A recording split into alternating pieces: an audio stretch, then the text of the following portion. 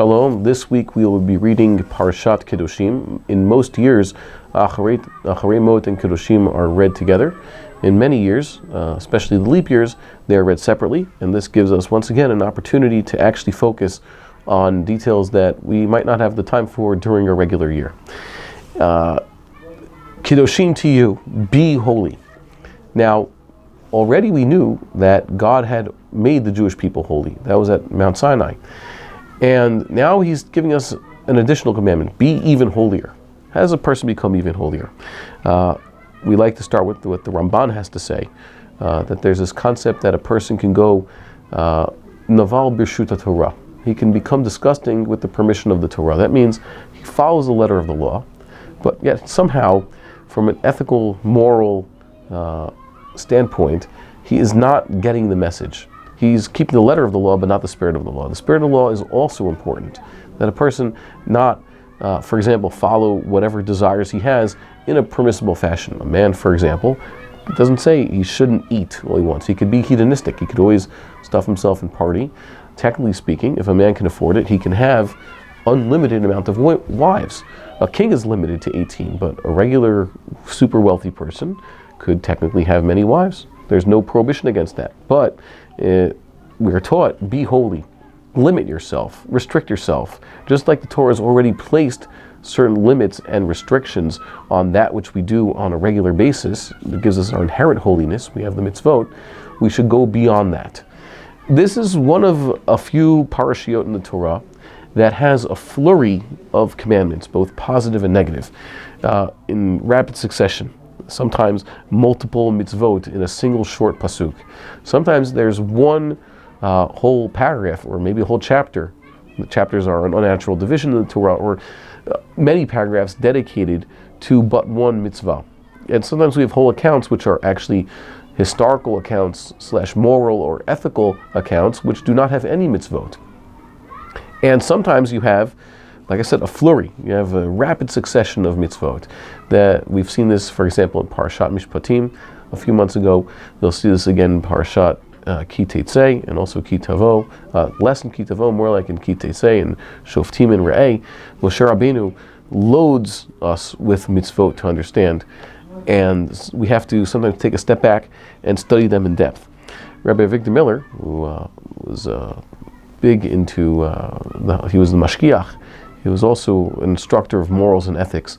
I like to point out that whenever you have pre-shoot, person separating himself from certain things, you have holiness, and then you have closer connection to God. The Jewish people, of course, were given to stay away from certain things, like we saw last week. Now we're given an opportunity to do mitzvot that, unlike those ones in Mishpatim, where it is almost clear what the to'elet, what the purpose of the mitzvot are. It started with civil law, how to run society, and mitzvot that are actually societal, when to keep holidays, against idolatry. There is a side that is highly rational in Mishpatim. Mishpatim actually means that. It's the ordinances that by which we govern ourselves. So too, later, when Moshe Rabbeinu is going to be passing away, and he gives us the flurry of mitzvot that makes up Re'eh and Shoftim and Ki Teitzei, they all also have this idea that they're highly rational, and they can be understood. We could see the to'elet right away. But for many of these mitzvot, which we are going to encounter now, it's not readily discernible. These are the kind that maybe fall almost into what's commonly thought to be the idea of a chok, something that is not understandable at the outset. And he actually says in one pasuk, Im et chukotai tishmoru, keep my chukot. Don't mix breed or hybridize your animals. Technically speaking, Gentiles could do that. There's an opinion in the Talmud that Gentiles may not do so. We know genetic hybridization, playing with the DNA, has actually led to amazing revolutions in human health and in other scientific endeavors. Most importantly, it made people live longer. Yet, the idea behind this, that God does not want us to interbreed certain species of both plants and animals, or both, that is something that is a strictly Jewish idea. Let's get into them one by one. First, God says to fear the parents, respect them. This is something, okay, we've already had this idea. But then he says,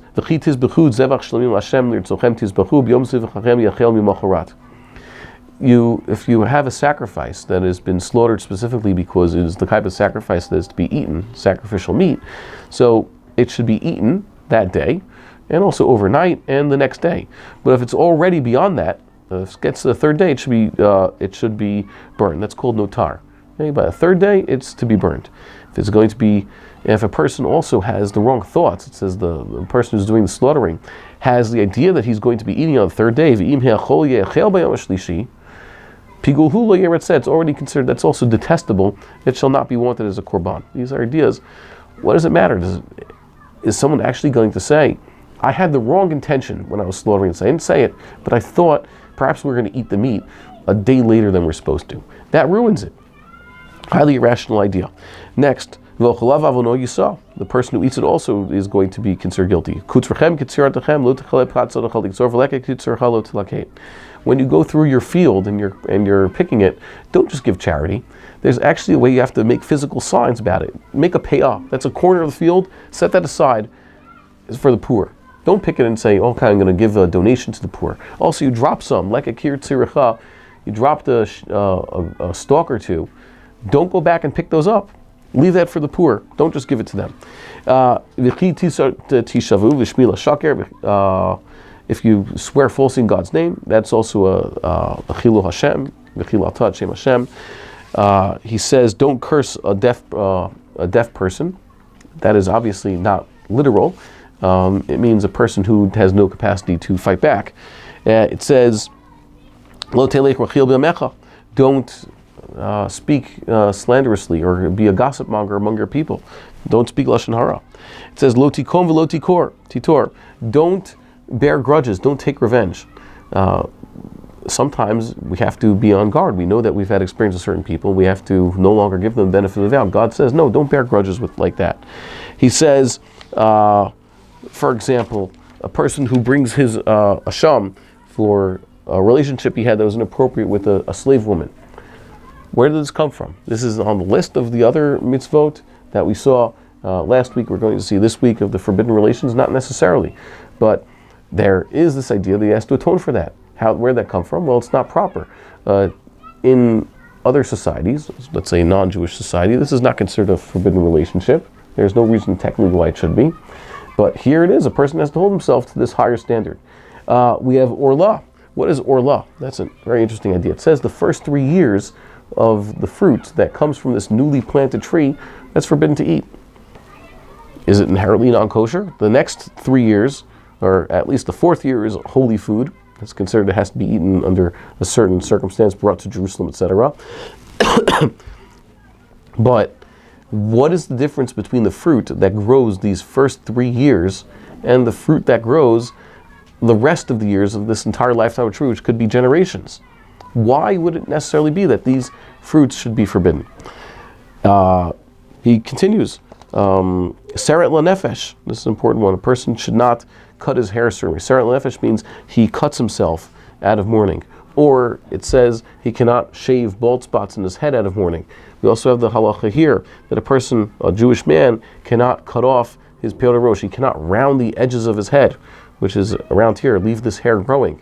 The Gentile priests of the Avodah Zarah used to specifically give themselves a haircut where they would just destroy this hair. Or he cannot totally shave his face with a razor. It says, Lo tashchit et pnat zekanecha. Where do these halachot come from? We don't see an immediate reason for many of them. Instead, we have to look deeper. We have to realize that many of these things, including, here we have the prohibition against tattooing. It's his body. What's the problem? I could take out a pen right now and I could technically write on my skin, although that's not proper to do so. There's no prohibition. But if a person permanently writes on his skin, maybe there's even some women who realize it's hard for them to do their makeup, so they put permanent shading above their eyes, so it always looks like they have their makeup on. That is forbidden. A person cannot just tattoo himself. There are reasons given by many of the Rishonim and the Geonim why we have each and one of these mitzvot. And I'd like to say now that the tzad shaveh, the defining characteristic among all of them, is that by keeping these mitzvot, we show that we hold ourselves to a higher standard. God of course, wants us to take it upon ourselves to keep a higher standard because we are meant to be holy. And by now giving us a higher standard than that which he gave us at the covenant at Sinai. When we first said Na'aseh v'nishma, we heard the Mishpatim, that made sense. But now God is saying, you have a Mishkan, you have laws of Tumah and Torah, you have to have more mitzvot now that will make you go above and beyond what is even expected of a person, a tzaddik. You have a fruit tree, yeah, you can eat the fruit. Normally when you plant grain, you're going to harvest that grain later that year. You're not going to wait 3 years to eat it. You're going to have an animal brought as a korban, you just have to wait 8 days before it can be used as a korban, just to make sure it's not going to immediately die. But when it comes to these other mitzvot, you have to go beyond that. You have to distinguish yourself in your appearance. Kedoshim to you goes hand in hand with the end of last week's parsha, chukotehem lo telechu. Don't do their chukot. What's their chukot? Those are practices that are seemingly irrational that the other nations have. They happen to wear, let's say, red ties or different color shoelaces. There's a connection there between that and their idolatrous practice. So avoid it. Unless there's something that makes sense. The Gentiles wear coats or a hat that's protecting us from the elements, we could do so also. That makes total sense why they would do that. But with these other things, we are supposed to make a distinction. We're supposed to adopt a lifestyle, a whole way of life, a lifestyle that encompasses how we eat, how we breathe, how we dress, how we cut our hair, that distinguishes us and shows that we are going to go even beyond that which would be required. You can ask the question, what does it matter for what hair a person has, how he styles his hair or his beard? He shaves it, he doesn't, or he lets it grow. The Torah says a person has to know that everything he does, from the way he cuts his hair to the way he eats his fruit to the way he does everything that we mentioned until now, is distinguished, is in a way that could teach him more of a lesson about what to do. And then God gives us the list of the arayot, once again, the forbidden relations. The sages said that this has to do with the idea that of different punishments. First, the person has to be warned. There's the azhara, and then there's the lav, and that depends on the punishment. That makes a difference regarding the punishments that a Jewish court would mete out for the violators. That makes sense. But when we look at it again in this context, before we were told about these forbidden relations, the list that was connected to avoiding what the Canaanim and what the Mitzrayim, the Egyptians, used to do. Here now, we're hearing it from a different aspect. We're hearing it from the idea that Jewish people are inherently holier. There's a difference between keeping a mitzvah because we don't want to be like them, and the mitzvah saying that because we want to be like us. It is one thing to say, well, we're just going to define ourselves by what we are not. That works as a definition sometimes. There are actually some groups among us today that define themselves by what they are not. But the problem is, when there no longer is the other, when they win, so to speak, this culture war, there no longer is the other there who they don't have to be not like. I remember seeing this. There was someone who I grew up with once upon a time. He didn't want to do that which the way he grew up with because he grew up in an irreligious home. So he wanted to be not like what they do. So that was good for him. He came to yeshiva the first few years, so he knows to begin to pray. He knows to dress like a mensch. He knows to let his payas grow so that he doesn't cut them too short. But now what? Now that he's finally detached from there, there's no longer Egyptians. We're removed from them by centuries, and the Canaanim are gone for centuries. What's there left to do? Now you have to build a culture and a way of life that is distinctively Jewish. We do not engage in these forbidden practices not because there are others who do those things. We don't do them because we know that we can achieve a higher level of sanctity because we don't do this. We don't, for example, Rambam gave that the Canaanim used to have certain practices, disgusting idolatrous and licentious practices in order to help the crops to grow. So we won't do like they do. We won't do these things. But eventually we will be living in a kosher society for many years, and we want to, for example, keep this mitzvah of Orlah, not because the Gentiles would eat the first 3 years of fruit, but more like we're trying to instill in ourselves this commandment that we don't eat the first 3 years of fruit because we leave those to God. We show, for example, just one idea, that we are not going to take right away. We are going to rely on the blessing that will come later. We are given these commandments now because we are trying to define ourselves to a higher standard. I'd like to take this opportunity also to wish that, God willing, we learn to personalize these mitzvot. These times around Passover, the Jewish people became a nation. We also have that concept in the Agadah. The Jewish people left the Ganai, or the Ganut, the lowliness of the idolatry and the servitude, and became free worshipers of God. We became free worshipers of God by accepting the Torah and willingly fulfilling all the commandments. Every year around this time, we should take that upon ourselves. We should open up the Sefer, the Parasha of Kiddushim, look at one particular mitzvah, and study it, and make that our mitzvah. Kashrut is mentioned right at the end of this week's Parasha. The prohibitions against certain superstitious activities, necromancy, etc. People don't practice that, but we have to know that sometimes we also have superstitions nowadays that are worth reconsidering. We have to know, are we being superstitious when we say things like this, or when we practice certain things? What is what the Torah really wants of us, and what have we just absorbed from the surrounding culture, even from other Jewish people, that is not necessarily something that we should be doing? Have a Shabbat Shalom.